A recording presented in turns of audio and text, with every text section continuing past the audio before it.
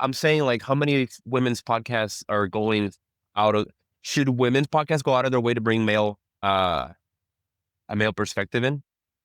Yes, they should. Good answer. Do you believe the words coming out of your mouth? Or are I you just do, saying that 100%. you No, look to the I side think, like you were like, I don't know. oh, no. I think if women are Stop. This is good discussion. having a, Don't waste it. Start the episode. all right, Just what's up, start it. everybody? Just I'm three, starting. I, two, one, two, click. one. Hello, men. This is Man. We are in trouble. What's up, everybody? Well, this is the Man We're in Trouble podcast, season 2, episode. I've lost count at this point because we've been trying so many different times to actually get together for the last few months. I've lost track. So we're just in season 2, episode X at this point. It's me and Ed for this one because everyone else seems to be busy and we're all in completely different time zones. Everyone's been working, everyone's in class. So you know what? We just decided, let's get on with it. Let's try to do an episode with just the two of us Let's just and do it. see where it takes us. So what's up, man? How's it going? We both had a lot going on the past couple months, right? You had quite the change of zip codes.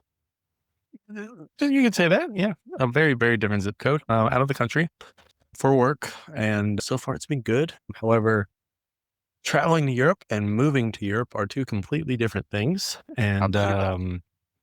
make sure if you ever do move, save up at least 10 grand for Just save up a shit ton of everything. money.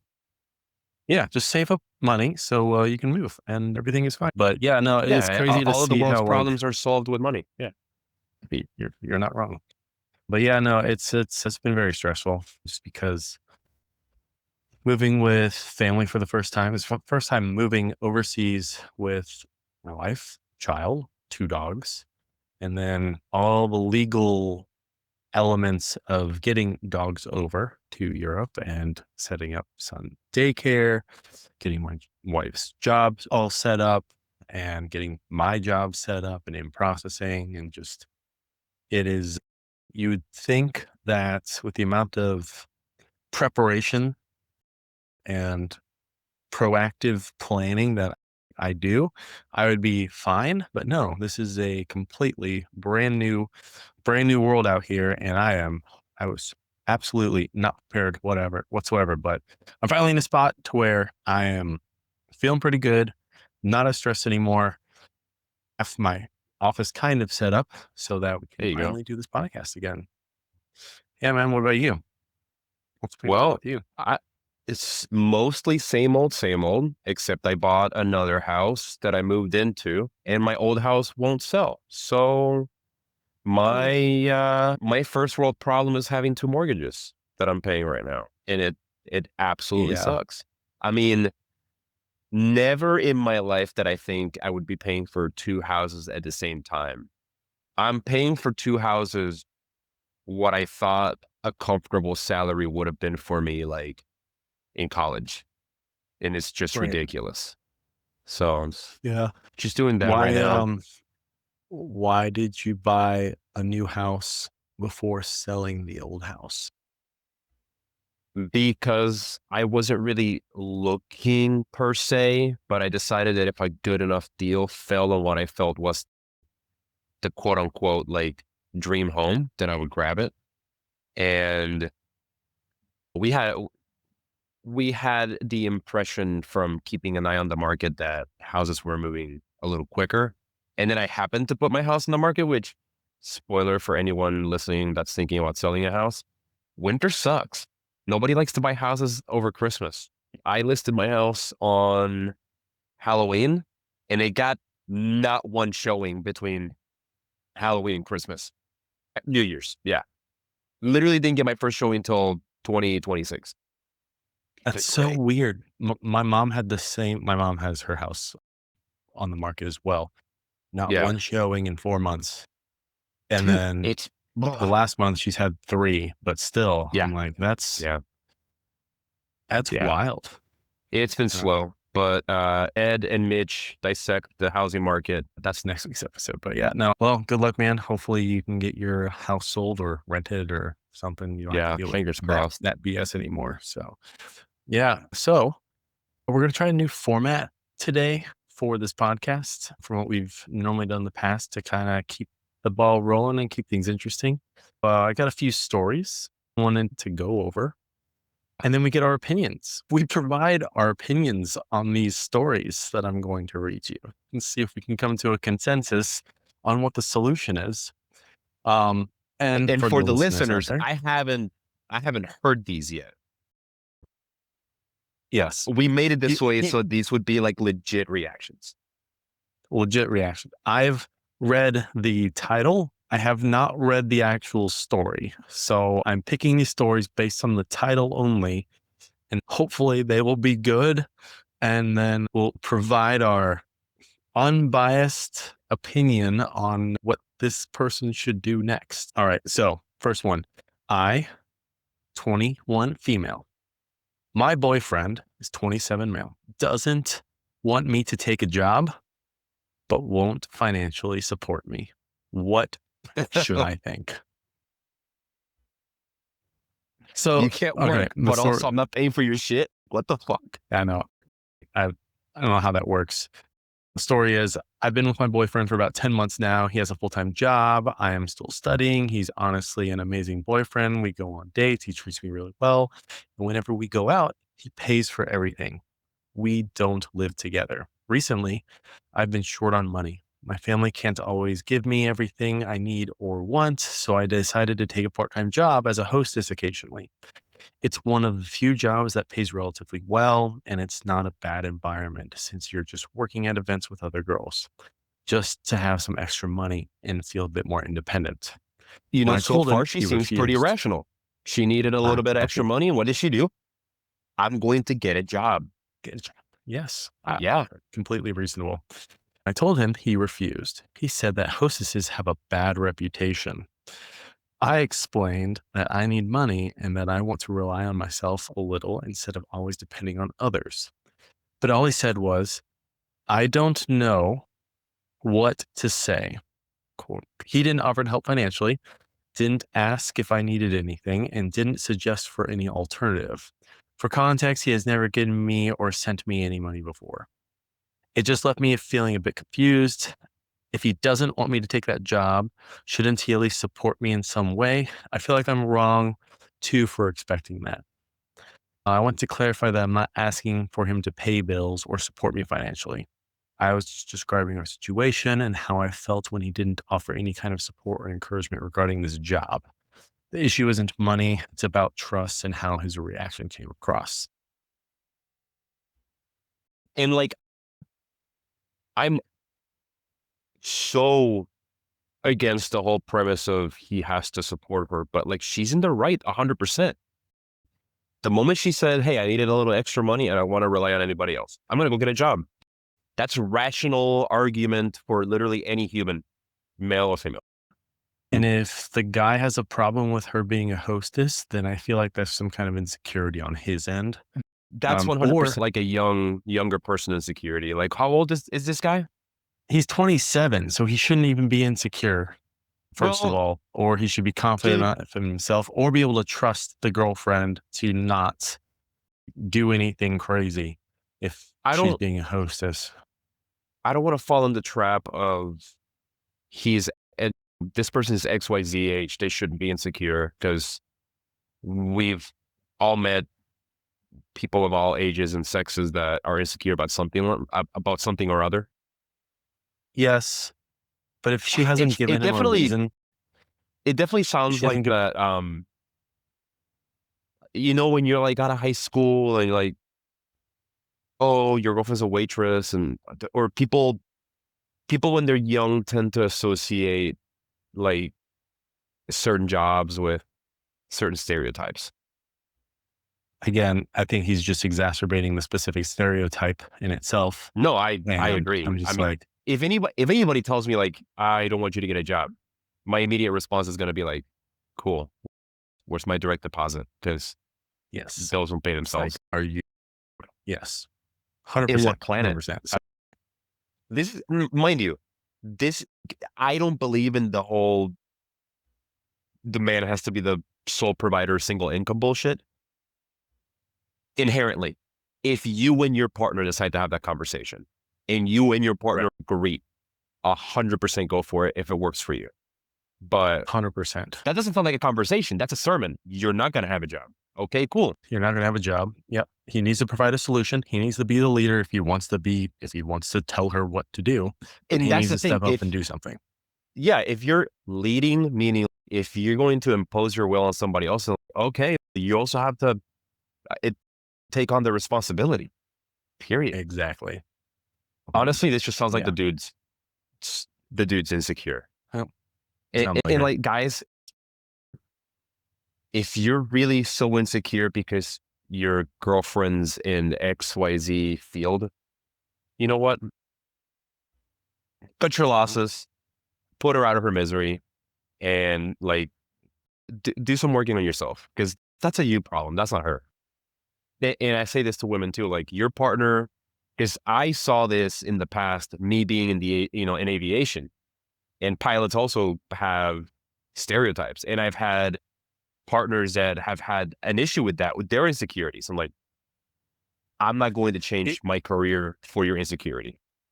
If a spouse is the one that's making money and doesn't want the other individual or spouse, whatever, to have a job, that's financial abuse, and they're wanting to control you in some way, shape, or form.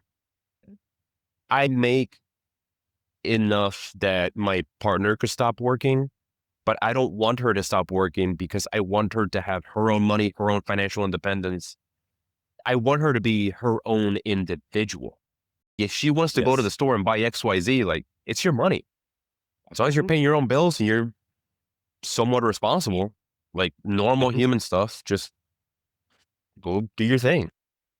Yep. No, my wife works, and if it wasn't for her, we would not have been able to move to Europe, or we would have had a very difficult time finding a house to rent and everything. So like without her and her finances and her savings, it would have been very bad. So the financial, like me controlling everything would have been like, I put all my money in investments, realizing, oh, I didn't have a savings. There was a teachable moment at that point. But you learned. I learned, yes. So, okay, I think we're learn. consensus with that one. I think we're on a consensus with that one. Yeah. Guys wrong, girls right. Yeah, bro, you gotta figure your shit out. Yeah. Okay, this one's a little bit short. I, 18 male, need my girlfriend, 19 female, to give me time alone to study. It might sound a bit outlandish, but yes, you heard that correct. I have exams in 8 months that I really need to buckle down for. However, my girlfriend is not helping. I've shown this concern many times, as I'm busy 5 days of the week, and I need to at least start revision very, very soon. If not right now. She is not nearly as busy as I am, and she's beginning to distract me from my work and expects me to drop everything for her. I asked my mother about this, and she said that my career is what keeps me stable and alive, and therefore, if I'm being severely held back, then I should end things. I want to stay together with her because she makes me really happy, but she needs to understand that I have to study. But she keeps coming over or spam messaging me, demanding attention, and therefore I get literally nothing done. I take my studies and my career very seriously, and it's starting to jeopardize both. How would I go about bringing this up to her?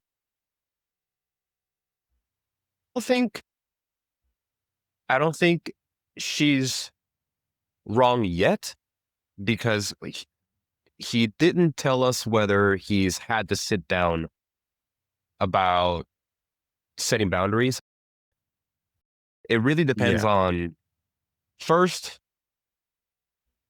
that one requires more context, because what the fuck are you studying for that you're studying?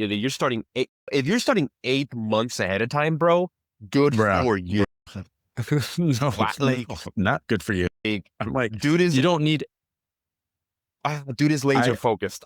I don't know. I don't know what he's studying for. I'm envisioning tiger Asian mom over this guy's head. He's over here thinking, Yeah, I'm getting like immigrant parent energy. I just started my freshman year of college and I'm already studying for my senior finals energy. Yes. Yeah. I'm like, bro, you're 18. She's 19. You have Yeah. 8 months left. I get I get that you need alone time. That's normal. But Alone time for leisure and for work, for both. If you got to study yes, and if you want to just have time off to shoot the shit. Yeah. yes. Yeah. But that is so easy to do, to balance in a day. Oh, hey, it's Carlos. Hold on, Hey. Carlos. We're almost done with this specific discussion, and then we'll fill you on the next one. So, but yeah, I think this guy needs to calm down a little bit personally. Well, let's say let's say he overreacting. really needs to have those 8 months. He needs to have a sit down with his partner and tell her, they need to set boundaries of like, hey, from this time to this time on these days, I need to sit down and study. And then if it's the middle of the school day, I'll give you an hour of my time. On the weekends, we can plan a date. He needs to also learn to make time for her. Obviously, if you're gonna be in a relationship, you got to make time for your partner. But he has to sit down with her and have the convo about setting boundaries. 100%. You're the correct healthy one in this scenario. I'm being mean. But yes, Ed is right. Set boundaries, talk to her, give yourself a reasonable amount, maybe 2 hours of study time. I don't know what you're studying for, bro. If you're a rocket scientist, give yourself as much time as you need to not blow it up, but also take your girlfriend out to dinner or some shit. Yes. Like you need time to relax too. Otherwise, you're going to regret like what I did during college too. You're going to regret not enjoying life, enjoying the girlfriend, enjoying time with your friends. Yeah. Instead of hanging out with us Yes. You're going to have to resort to a podcast 10 years down the road with your friends that you've not seen in 15 years. Exactly. Shit, hasn't been that long. Bro, it's been that long. Bro, nah, it's been about that long. It's been about that long, guys. So Carlos, what have you got in your life since we last recorded? How you been? Man, that's probably hold on, wait. With you guys. For those that are not watching the video, Carlos has joined in on the podcast. Hello, everyone. He was busy doing some things earlier and he's finally decided to join us. So Busy, Carlos, yes. What have you been up to? Really quick, and then we're gonna move on to the next thing. Yeah. No, I think the last time I recorded with you guys was like last year, like early last year, like in the summertime. Yeah. Just getting settled. Finally got settled in on the house, and it's pretty much it. And working. Nice. Yeah, same, awesome. but different. Same, but different. Yeah. All of us guys that have been in the podcast have been busy doing huge life events in the last everyone's had some months. Big shit going on, like getting married, buying houses, popping out babies. Like, what the fuck, man? Everyone's speedrunning life. So much. There was dogs barking outside, so I'm like, you know what? Let me go into the office, and it'll be a lot. Thank you for use your house for once. Yeah, exactly. Use the whole house. Like I never get to see the whole house. Yeah. All right, so I'll give Carlos a recap, and then you'll go into the next one. We're going through stories of relationship advice, but we're trying to give what we believe is reasonable, untoxic male advice. Now, you haven't heard these, and I also haven't heard these. So it's the first time we're both listening to them, and Mitch is going to read them to us. Okay. Yes. So you got to listen. And then after I'm done, you can react however you feel like as I'm telling the story, of course. But think through it.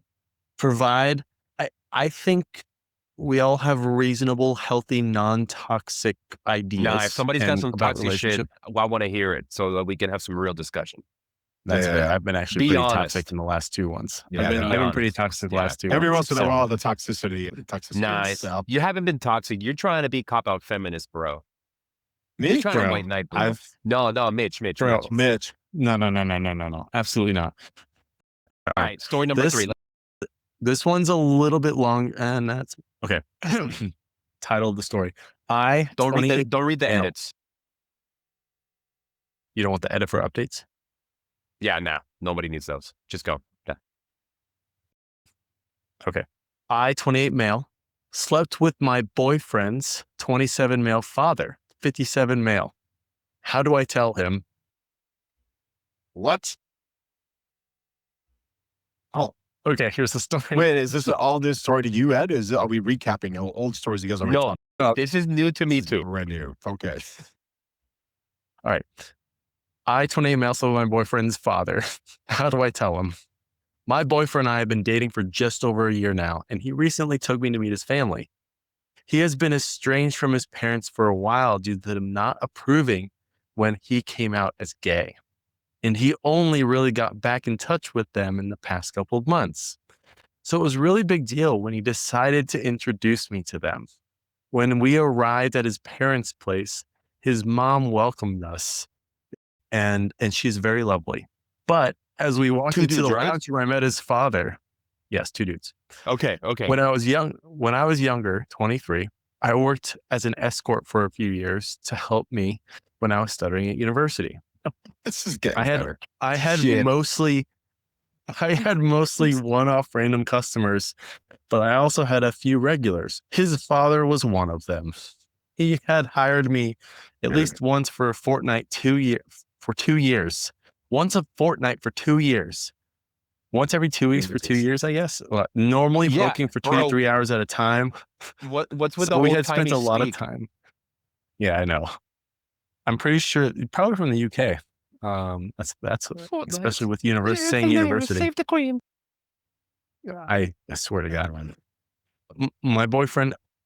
So we spent a lot of time together. When he saw me, he went noticeably pale, and the atmosphere got super awkward.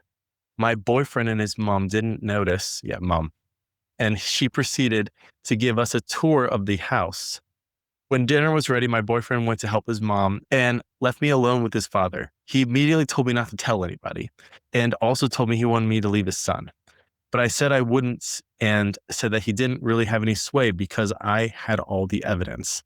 He sent me many photos of himself and he even recorded us a couple of times. The rest of the dinner was okay. His mom asked a lot about my life. His father stayed silent. After dinner, we left and my boyfriend apologized for his father, saying he usually wasn't quiet, but blamed it on being uncomfortable with the relationship, which he wasn't wrong. I want to tell my boyfriend about everything, but I don't know how to bring it up or how to say it the right way. He knows I used to be an escort and he's okay with it, but I don't know how he'll react with me having slept with his father. Bro, Dude, is this a real story? This is a real story. Oh my. I'm going to be a toxic one. Break up with your boyfriend over some other bullshit and pretend nothing happened. Dude, I would not touch that with a 10-foot pole. Here's my Sun Tzu. Choose your fucking battles. No, fuck that. No. I'm trying to imagine if I had a girlfriend and I walked in and met the mom and I also hooked up with the mom, I'd be like, no, this is done. I can't. Yeah. However, it depends on how much you like the person, but I don't think you'll ever be able to get over the fact that you slept with a parent. Yeah. You're What are you guys going to do 20 years later when you have kids and all at the dinner table? It's like, oh yeah, I hooked up with your grandfather at one point. yeah. It's like you stay together and you don't say anything.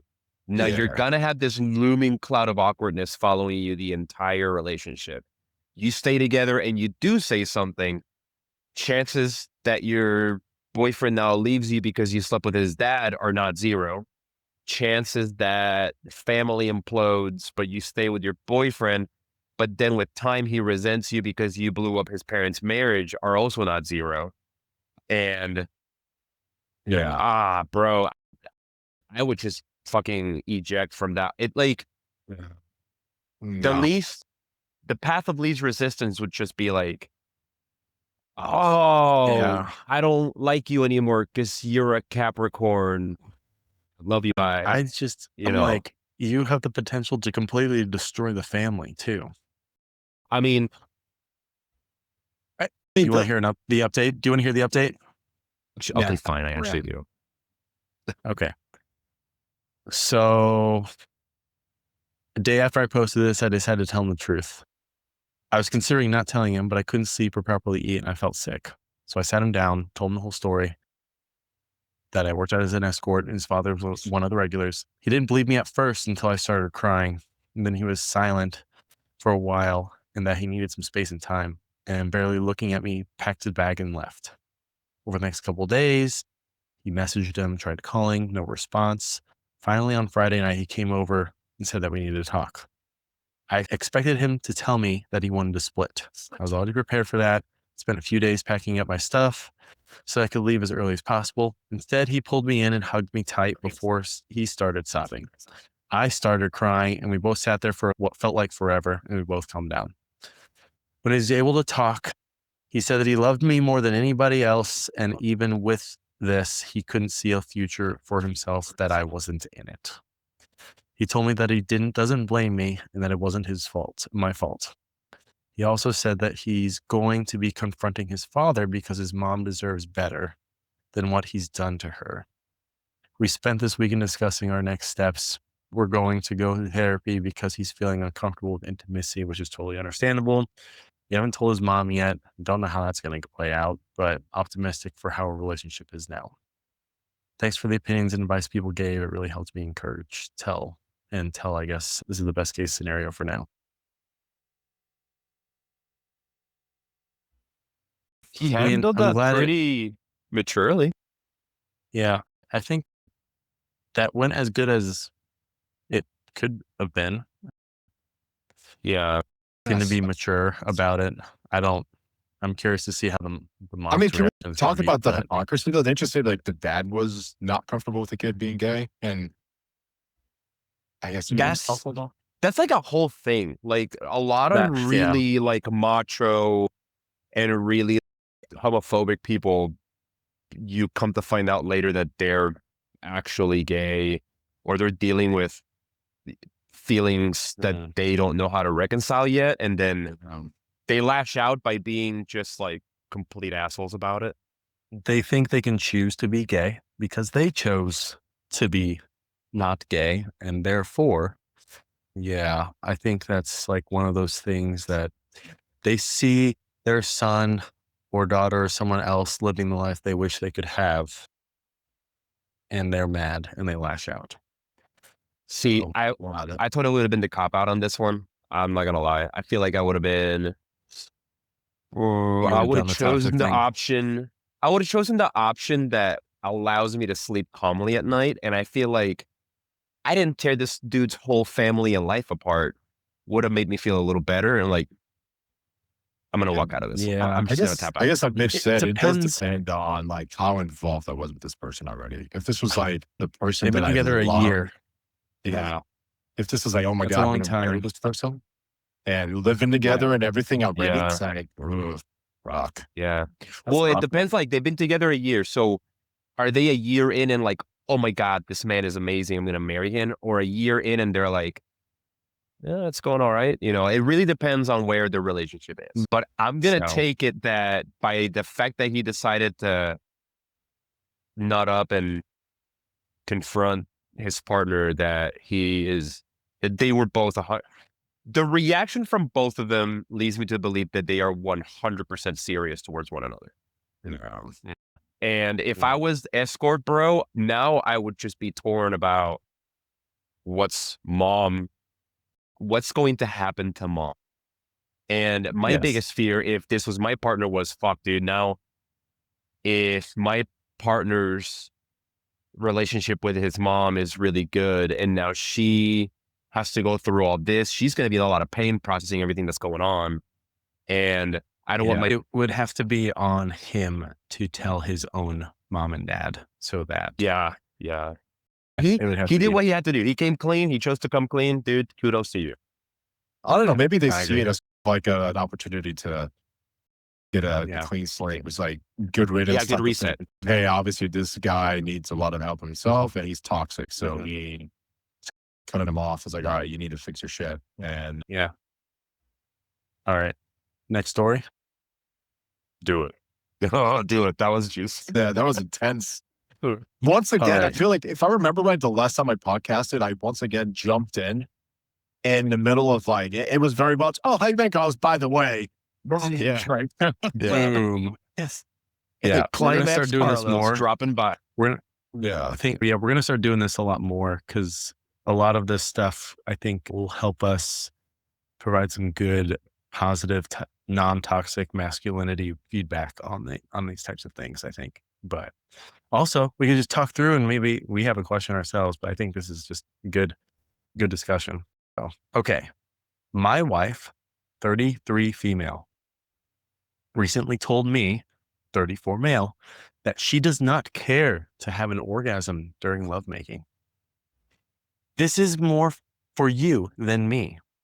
How can I continue being intimate in this situation? She So she doesn't care to have an orgasm because she thinks it's more for the guy than her. Sex. See, this is what I talk about when I say that women also internalize fucking misogyny and gender bullshit. Because there's a lot of people that think that the female orgasm is bullshit, or that as long as the guy gets off, everything's good. Yeah. So okay, let me read. Thanks for taking time to read this. My wife and I recently had a serious conversation about sex life and it was uncomfortable. I mentioned we should probably see a therapist and I think that scared her a little. So I asked her why. I said, because it's been a decade and we still can't get on the same page about sex. She told me early on in our relationship that she was a big old 5, likes to initiate. I don't understand what that means, but she never initiates. And if I initiate, there's no clear signal when it's a yes. I have to keep pushing until, surprise, today's the day we're having it or not. And she's annoyed. Now it's small love notes on her desk, cooking her favorite meal, doing a few loads of laundry, making sure the hugs last longer than normal, etc. Anyway, back to the conversation. She said that sex is annoying because it takes so long. The prep, the act, the cleanup. At this point, she said the first what the fuck thing for me. I don't have to orgasm. You want me to have one. So you do oral, which makes the whole process take even longer. This was My the brain first was what the reeling. fuck thing she's all said in over a decade? What? I don't know. Yeah. My brain was reeling after that statement. To clarify, 34 male, always want my wife to have an orgasm during sex. To make sure this happens, I always give her oral as part of the foreplay. I have never received oral, but I do it for her. Golden rule. This statement upset me, but I tempered any anger and tried to keep digging. I asked what she would prefer instead. Why have sex if she does not want an orgasm? He asked. For me, that's what sex is about. It's the goal at the end of the journey. She says her favorite part is feeling close to you. I ask, snuggling and watching TV together? We're close then. She says, yes. I ask the dreaded question. So for you, sex is about the same as snuggling and watching a movie. She shrugs and says, kinda. That conversation was a week ago. Since then, I've watched more TV with her because it's an easy thing to do. And if it's the same as an orgasm for her, hell yeah. But I've completely avoided flirting or any ideas of sex because my head is full of negative thoughts. How can I have sex with someone who doesn't even want to orgasm? It feels like I'm using them to get off. I'm so confused and lost. I'll take any advice or answer any questions. Side note, rule number 3. Never mind. Yeah. That she's the one that doesn't care to orgasm. Correct. Go ahead, Carl. No, I was gonna say that 100% sounds like a hormonal issue that she probably just hasn't had addressed over her entire life. Like guys that really got low T or low drive at all. Maybe this is like a medical thing where she's just been low drive her whole life and just never addressed it. Because I find it hard to believe that somebody would want to orgasm. Maybe she's asexual. That thought crossed my mind, but then my other thought was, each is he her first and only sexual partner, and this is the only context that she has for sex? I don't know. It sounds to me like they're grossly sexually incompatible. I'm like curious almost- if it's changed. Like for scientific purposes, she should hire a male prostitute. Legally, that's not real advice. I thought you were going to go therapist. She needs a control dick, and then she needs like several experimental dicks to really. I think the control dick would be a vibrator or a dildo, right? See if you enjoy the orgasm without the person involved. No, it just sounds like it sounds like she wants it to be quick. It sounds like she's, oh, this is a waste of time. I need it to be fast. I don't want to do the foreplay thing. I just want to get done and over with. That's what it sounds like. What if she just doesn't want to the foreplay part's important to him? It sounds like he thought that he did it to get her off, to get her to orgasm. Has she even orgasmed? Is it not important for you that your partner orgasms? I mean, if she is open about, I don't care about orgasming, but it's okay if you orgasm, I'd been like, oh, are you sure? I want to make sure that is 100% what she wants. And if that is all she cares about, then I'm like, all right, I'm going to honor what you want and I'll get done faster. I will get done faster if you do this. I will get done faster if that's what you want. On paper, that sounds good. But if my girlfriend came to me and said, I don't care about orgasming, just get yourself off, I'm just going to be like, do you really not care? Like, yeah. I mean, Vintage here was like after 10 years. Like to me, it just sounds like I do feel like that. Yeah, I do feel like at that point, if a girl says that to me, I'd be like, are you attracted to me? It would make me feel bad. Awful. As a guy. It make me feel awful because that means you don't want to be intimate. You're not attracted to me. You don't care about orgasming. I think most guys would feel some form of insecurity or sense of inadequacy if they heard from their partner, like, you don't get me off. I don't care about getting off. At some point in my head, it would cross, holy shit, am I that bad? But it sounds like he was actually making her orgasm. And then she the way it read. And then even then she was like, yeah, I just don't care to orgasm. It's just, that's what, I don't know. That's marital counseling right off the bat. I think that's a therapist. That's a sex therapist thing. Yeah. That's like both of them need to be in there having therapy together. Yes. Into each other. Yeah. Well, it already sounds like they're not very good at having that conversation to begin with. Yeah. Not to say that that's not an uncomfortable conversation to have, obviously. Oh, I mean, depending on your partner. The guy wants to feel wanted. And if that's like, and he wants to fuck his wife. What a crime. Yeah. Yeah. So, yeah. That one's hard. That's not hard. I think that's easy. But it's just also wild. Okay.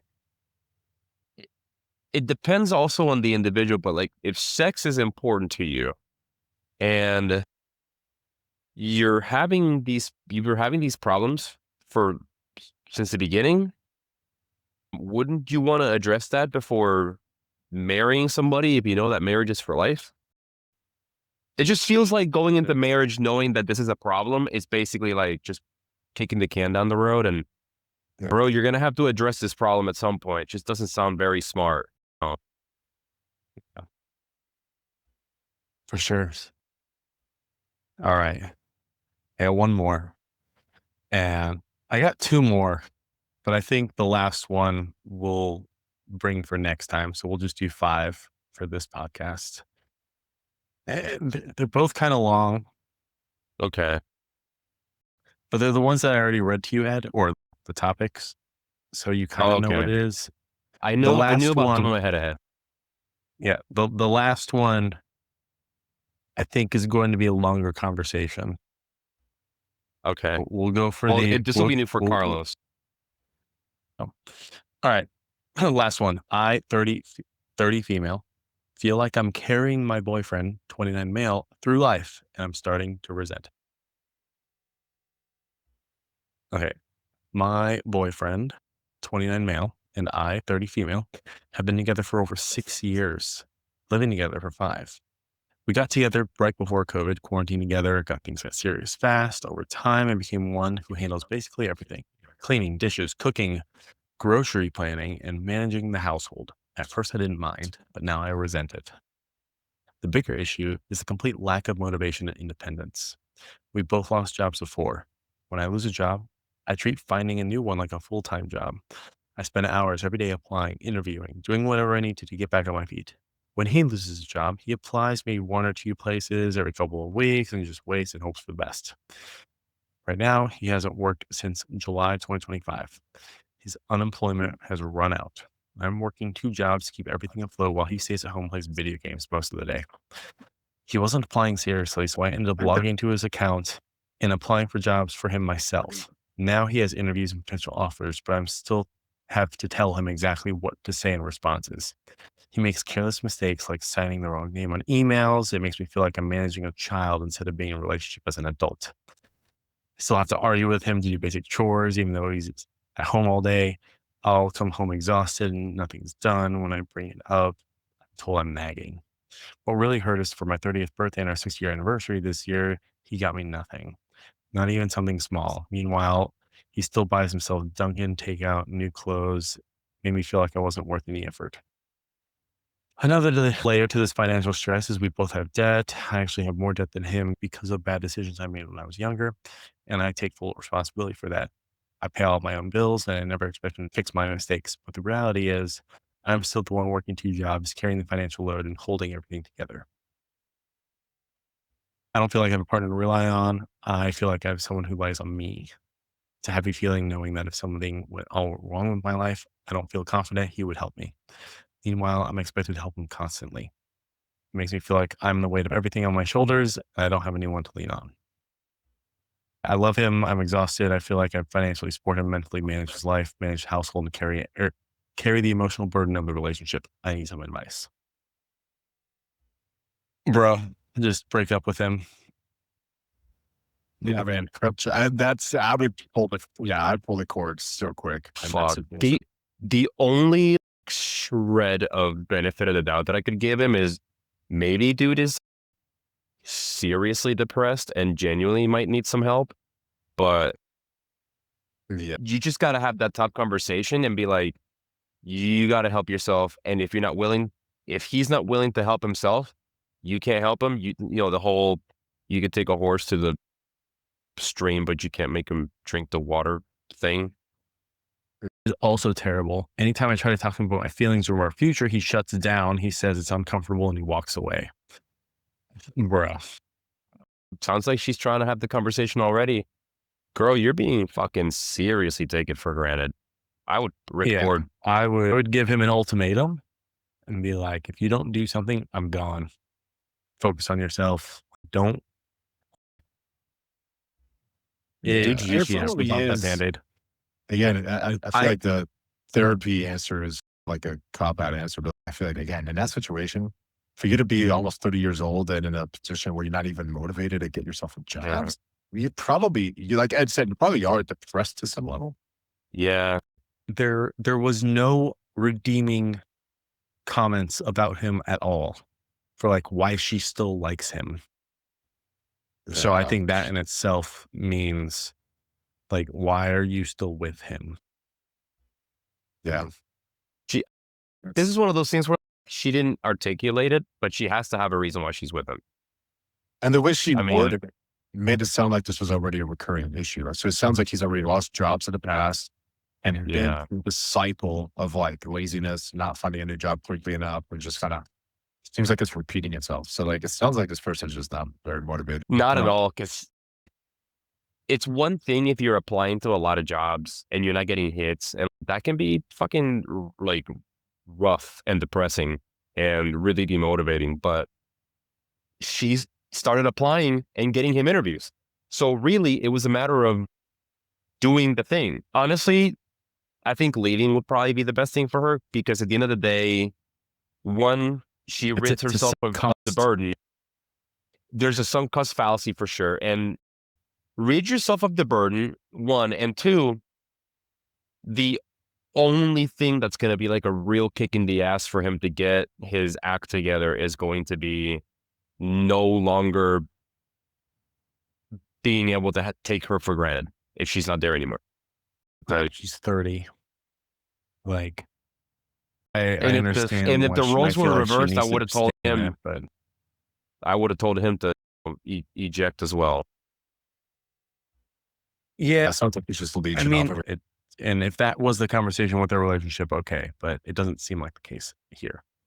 So, or at least like if you're going to be a mooch, like at least be a provider in the house itself. Like, because she's like, yeah, doesn't do any chores, doesn't do anything. Like, holy shit. Okay, if you're not going to work, you at least got to work at home, something. Whoever's home, do something at home. Like, and it has nothing to do with gender.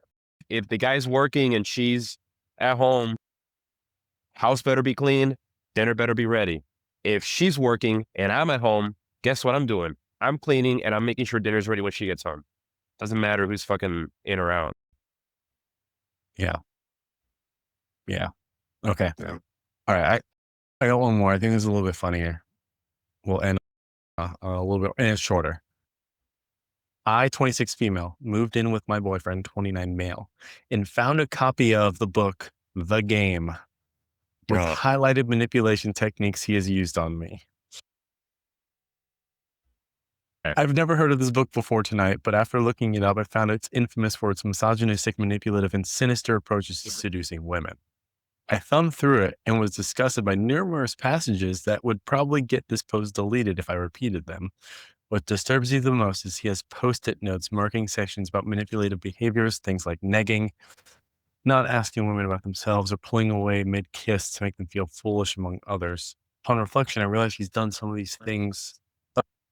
I realize he's done each of these things he's highlighted to me over the past 2 years for a relationship.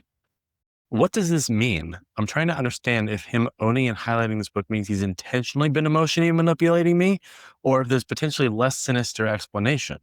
I'm particularly interested in responses for those who have read or studied this book and its reception. Okay, I was just trying to get laid, and it sounds like it fucking worked. I was gonna say, if she noticed, if she's with him, I got one. Okay, to be fair, I had a friend who, when I was in high school, I thought this dude was like the man, because this dude was like the guy that pulled all the girls. And he handed me a copy of this book, and I had it for years, and it was highlighted, and I never read it because I never read books. Reading books was like, I can't fucking sit down and read a book. But I had in my possession a copy of The Game for fucking years. So maybe a friend gave it to him and he never read it. So there you go. You never read it? I mean, is it? I mean, I've heard of the book. Is it like Andrew Tate misogyny level type stuff, or it's okay? I don't know. My understanding or is it like Barney Stinson, like How I Met Your Mother type The Game? Right. But yeah, it's a blind type thing. And okay, you mentioned negging. I've not. Are you guys familiar with that? With what that is? Honestly, okay. I am not. Negging is it's just pickup artist bullshit. It's like you're in a group, right? You're the guy, and you meet a group of girls at the bar, and there's 5 girls, 4 average-looking girls, and then the hot one. That's the one that you're trying to get, right? That's the girl that you're actually trying to get to sleep with. You act more interested towards the conversation with the average girls, but then whenever the hot girl talks, you don't act like, oh my God, you're not obsessed or paying super close attention. You kind of ignore her. Or is that negging? It's not always knocking them down a peg. You never give them a compliment. You always give them a compliment sandwich. You say something a little mean, that you might say something nice, and you say something mean again. You never compliment. You never build them up. You're always trying to chip them down. And the logic, like the pickup artist logic behind it was like, they think they're hot shit and they're not used to guys not fawning over them. So you're kind of breaking down their defense mechanisms in a way. So I've not read this book. Yeah. I want to read it because I never really like got into the red pill, but for some reason during COVID, when I was stuck at home, a lot of red pill specific content started like inundating my YouTube feed.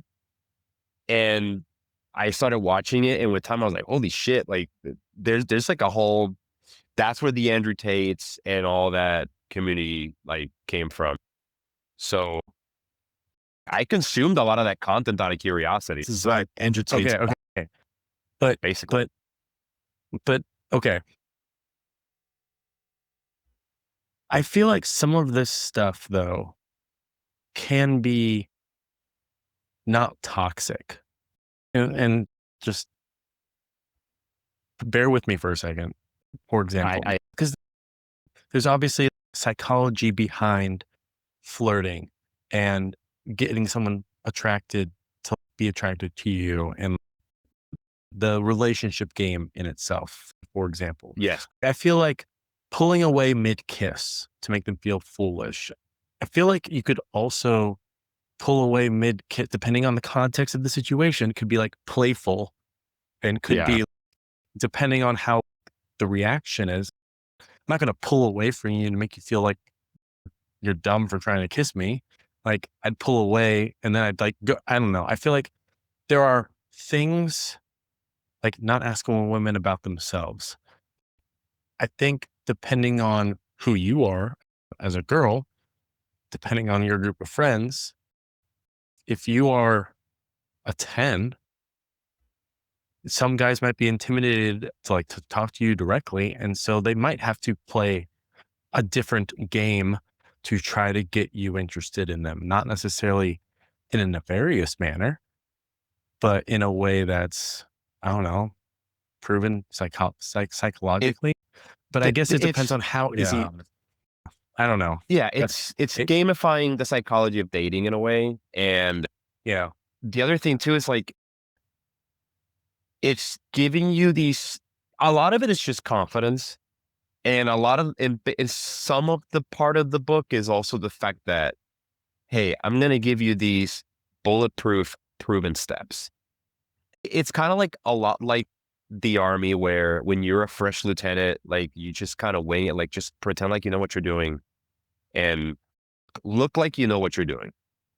And a lot of times that conveys a sense of quote unquote leadership, or if somebody thinks that you know what you're doing, they're more likely to follow you. If you convey a sense of confidence when you're talking to somebody, how many girls talk to the shy introvert that pedestalizes them? And like women don't like a yes man. I think it comes down to like, as long as these tactics aren't demeaning to the person. That's the thing. Right. As long as you're not making the person feel like absolute shit about themselves, then I think that's is he a nice guy otherwise? Yes, he's reading a book that can be considered misogynistic and you can use it in a nefarious way. But like you said, if you use it in a way that is like to build confidence and you understand the misogynistic parts and not be misogynistic about it, is it still bad if you're using it to build confidence and understand psychology of the dating game? I think. Yeah. If you think, if you've been with this guy for years. Yeah. You're moving in with him. You just moved in with him. So clearly he's done something fine. Like he's not, like, as long as he's nice to you, doesn't actually do misogynistic stuff towards you, then is reading a book, is it a deal breaker? I think to some maybe, but I don't think And also, so. I mean, think about the fact that like, how long has he had the book? Shit has changed so much over the years. Ed said this guy gave him the copy of this book in high school.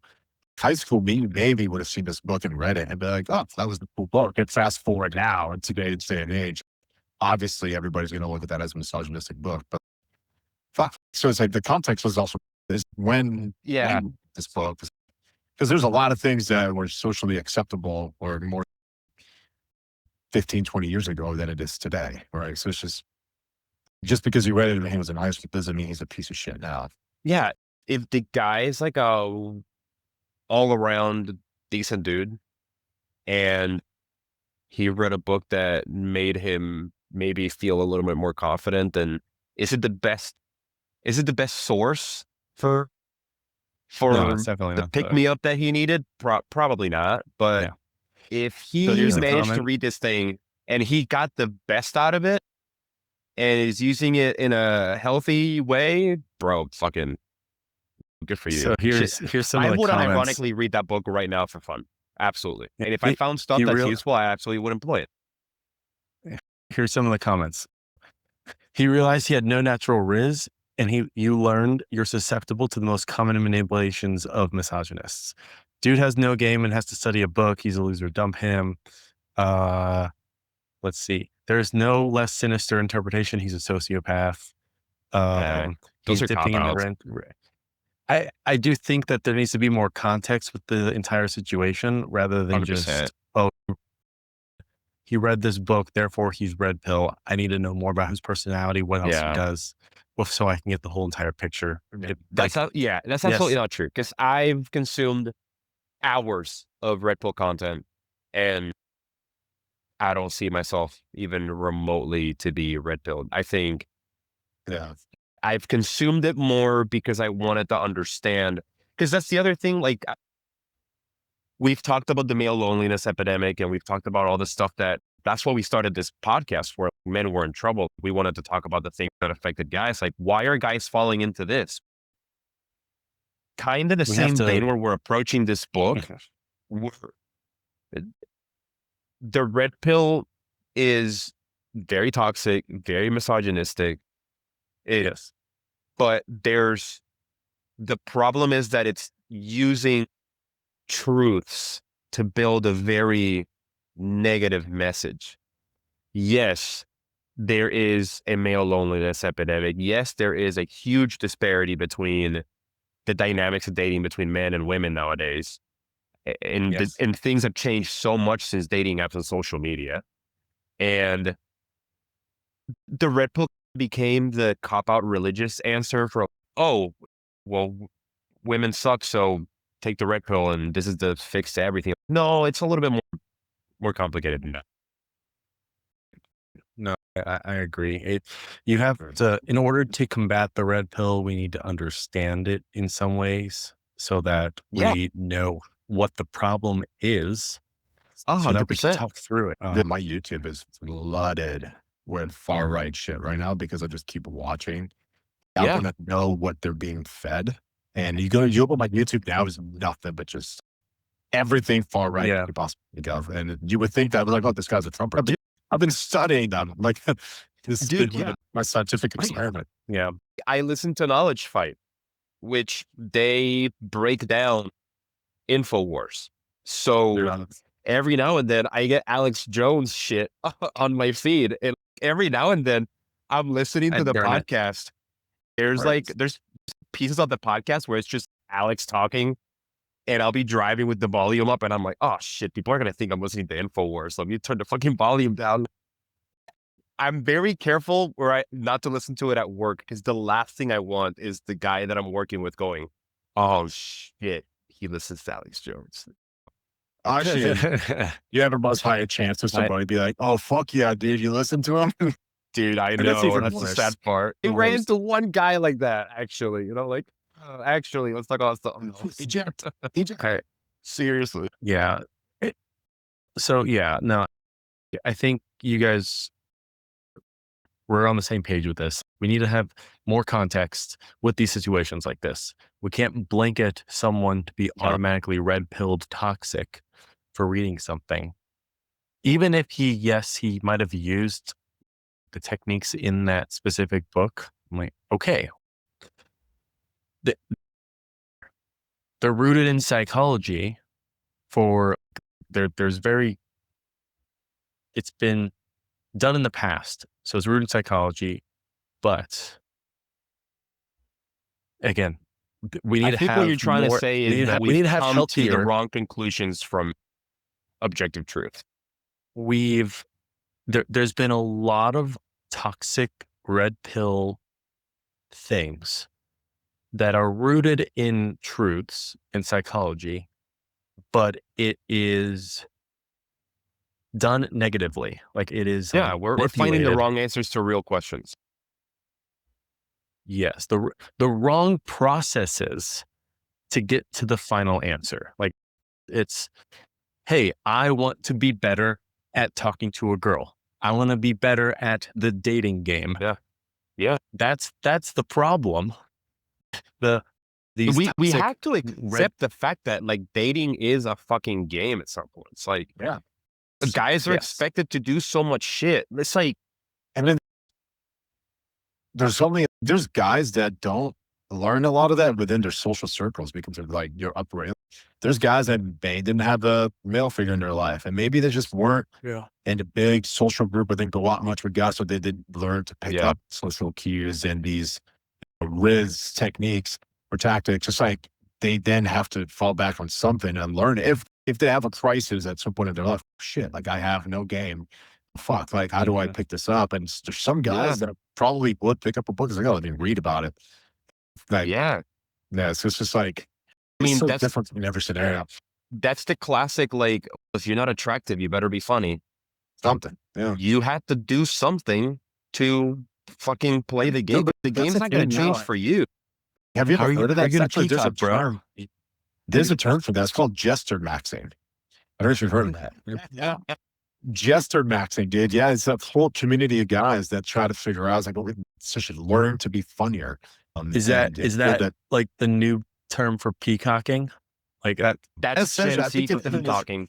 Yeah, basically peacocking. Yeah. Well, no, they seems more like looks. Like Jester maxing's like actual sense of humor.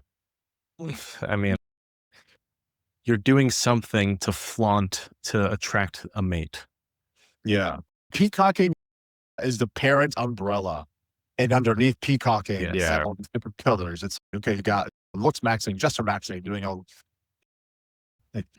We also have to accept the fact that like women play an active role on this too. Like whenever you do get a match and they immediately expect you to say some fucking funny, clever shit, or they don't, like, you can't say hello, or they just fucking don't give you the time of day. So people adapt. If this is what the operating system's going to be, then like, all right, well, if this is the only way that I'm going to meet a partner, well, shit. Yeah. What do you want me to do? Think that, and someone said in the comments of this one too, and I agree with it. It's, hey, girls, you know that there might be toxic, misogynistic dating techniques out there. Like this book exists. Read it. Understand what guys might be doing that are manipulative so that you can counter it. Learn to play the game back. Learn to counter those misogynistic techniques. If you really don't want to be manipulated yourself, you have to also do the homework to understand what those manipulative techniques are from these red pill men. Yeah. Like, and on that note, I get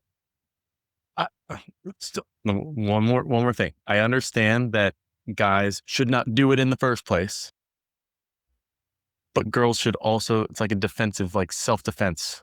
You have to also take the initiative to learn that in the process. But in any case, well, since we're speaking of the game, this is a great segue into our new book section. And I want to start by saying, the MWIT Book Club. I pledge to find a copy of, read, and we should do the game book review for one episode at some point. Oh, okay. That would be all right. So yeah, Carlos, we're doing the MWIT Book Club. We're going to talk about a book that we might have read that we want to discuss. and also bring up books that we should probably look into. So The Game, That'd be a tough should read. analyze, process it. It's Oh, okay. I got through the first chapter and it sounded fun, but I wasn't a reader back then, so I couldn't get into it.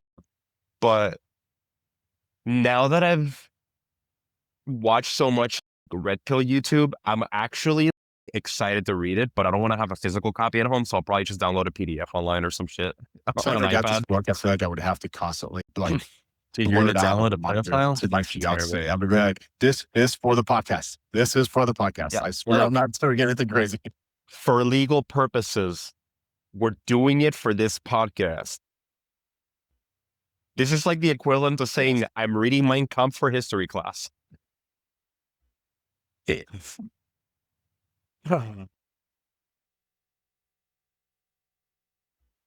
That was the worst comparison you could have ever done. That is the worst comparison you could have ever done. I don't know another banned book that I can't read at home. Jesus, what would be another band? What's another? Actually, that would be the only book that would never leave the house. Actually, I would be comfortable having the book in the house at all. You don't want to put that. You don't want to put that in your manual and somebody be like, "Oh shit." I don't know. Couldn't you also still use that same logic we just did on The Game with Mein Kampf? Be like, hey, I just wanted to know what the fuck that guy was like. I just wanted to see his inner thoughts. What was he all about? It was like, in history, they call that a primary source. So if you're doing actual research, yeah. And that's what we're doing. I mean, well, Mitch, I know people are what are you reading? I'm reading a whole bunch of stuff for work.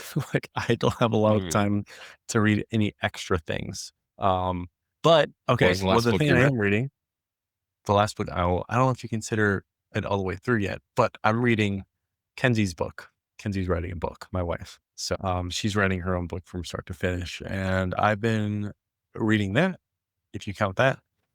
It's called Myths. So it's not done yet, but that's what I've been reading. It's a romance. Is it fiction? Is it? It's a romance fantasy. Sure. Fourth Wing or Aquitar or it's anything myths related. And yeah, and I ask your significant others about Fourth Wing, and it's fantasy myth stuff combined with Game of Thrones sexy stuff combined with Bridgerton romance stuff. I don't know. It's good. I enjoy it. I think it's quite fun. I don't need to do the romance stuff, but the story in itself, I think, is pretty good. But that's awesome. How far along is she? She's almost done. She's about to query with a whole bunch of publishers right now, so she's almost done. Hopefully she'll get some positive feedback on that. But yeah, once it happens, and we'll have to send you or your significant others the book so that they can read it and see what they think. Dude, that would be awesome. Yeah. Man, so, that takes a lot of creativity. I can't imagine writing a fiction novel. She's been doing it for, I know, it's crazy. I don't know how she does it, but it's nonstop, night and day. She's just like, boom, boom. What about this? What do you think about this? What do you think about this? Sometimes it's exhausting, but I am it's editing in a book. I'm trying to support the best I can, even though, yes, I'm hearing multiple things all the time, 24/7. It's a lot, but I'm trying to. Yeah, I was going to say, like, how do you even keep track of like fictional characters? Does she have to have like a dossier on each character that she comes up with and like kind of be able to reference things? Gosh, it's in her head right now. It's just like it's in her brain. She knows this stuff. That's crazy. That's awesome. I hope she does well with it. That's pretty cool. Yeah, I hope so too. What are you guys? What are you reading? I'm reading. I mean, mine's completely different from what we talked about. It's Changing World Order by Ray Dalio. That one's been kind of grabbing all my World Order. Yeah, you've heard of Ray Dalio, right? He's a huge economist, but he wrote a giant book. It's a really good read. It essentially explains the history of empires and how they rise and fall, and what each point like what the rise and fall of each empire essentially was, and how it all mimics every single time. It's all so, and it Very uses that relevant and in the implements it to current current day. geopolitical situation right now. Yeah, no, yeah, it's exactly what it is. He talks about geopolitical stuff in previous history, and then compares it to today, and then talks about how we're essentially going to the same path, and how, and then he brings China into it. It's like, okay, what path is China on? And it's a super interesting read. But it breaks it down into macro and microeconomics, and it's yeah, it's not as dry as it sounds. Actually, the guy does a great job at making it a pretty easy read. But Yeah. No, I think I've probably seen like some videos referencing the book, but I've not read the book itself. Ed, what are you reading? I just finished reading The Proud Tower by Barbara Tuchman. She has a 3-book series on World War One. Her more popular one's probably going to be The Guns of August, if anyone's ever tried to read about World War One, which is like literally everything that goes on in August at the onset of the war. This book's about everything. It's a snapshot of all of the big players in Europe just before the war, the last 50 years, like 1870 till the eve of the war, and tries to give you like a snapshot of what's going on everywhere. And like Carlos said, it's kind of scary how, relevant it sounds in a lot of ways. Like, I did not like how in a lot of chapters I found myself going like, oh, that sounds a lot like what's going on there. History repeats itself. It's, yeah, it rhymes for sure. It rhymes, yes. And it's funny. It talks about the rise of socialism. It talks about the rise and fall of anarchism, about just the complete hubris that the British Empire was living under, just the crazy militarism of Imperial Germany under the Kaiser. There's a reason why somebody's pissed off at somebody because something previous had happened, and it happened 100 years ago, and man, is it still relevant. She could write a mean book. And right now I'm reading, I wanted something a little, I've gotten really big into war memoirs. So I'm reading Tigers in the Mud, and it is the memoir of a German Tiger tank commander in the Eastern Front. And it just sounds absolutely fucking abysmal, like cold, miserable tanks, living in a tank 24/7. And you grew up in the States and you always hear the perspective of World War II and World War I from the Allies. And now I've gotten more interested in, I want to know how it was like from the other side. What did they see, just to get the full picture? And it's pretty interesting. It's pretty good. Just watch All's Quiet on the Western Front, bro. That is a fantastic movie, dude. that was such a good movie. And that is a very sobering movie. Yeah. I haven't seen the new one, but oh wait, oh no, the new one is the one I watched is probably the remake, because there was one that came out it's good. Yeah, the black and white. Black and white was the original one when I saw it. And I remember when the remake came out, it got a lot of lash out from the political right because it made war look bad. Well, it is. No shit. Yeah, it's almost like war is fucking bad. And I mean, all three of us were in the military, but I don't know about you. Once I was actually in, I never had that like, oh, I can't wait to fucking go somewhere and kill somebody. Like because you're human, and that's a normal response. Well, yeah, but at the same time, you could say that going to basic training and getting like quote unquote indoctrinated and really put into like that kill mentality, that's also a normal response, because that's a response that a lot of young men and women go through, and they for lack of a better term, they drink the Kool-Aid. So not for sure.